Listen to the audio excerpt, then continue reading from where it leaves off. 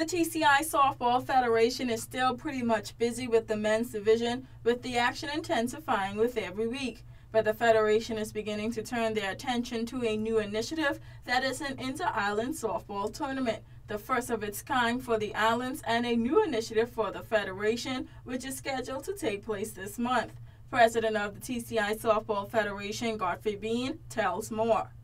At the moment, with this men's league dragging on is making us give us a little more difficulty in practicing for upcoming tournaments. For the first time in the history of the Turks and Caicos, we are now putting on inter-island championships, or inter-island, should say, games between Grand Turk and Provo, and hopefully next year it could be South Caicos and North coming on board. Those games will be held on 22nd of October in Grand Turk. This weekend of games plans to incorporate both women and men divisions as well as co-ed, and is a way of developing the sport throughout the islands.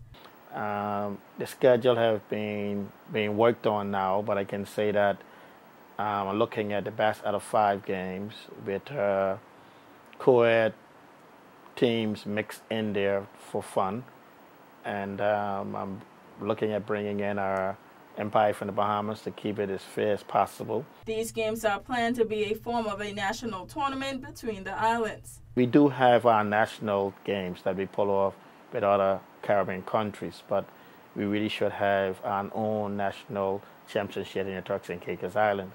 So this is the first time we're doing this, and hope it'll be a success, and we're asking people to come out and support us. And the months ahead will also be busy for the Federation, which received an invitation to compete in an international tournament. Also, on the 11th of November, we have an invitation to attend in the Bahamas.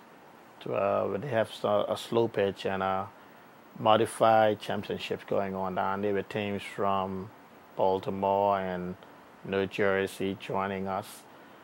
And there's a money tournament. Whoever wins will win some cash. And we're planning on taking our all-star teams down there.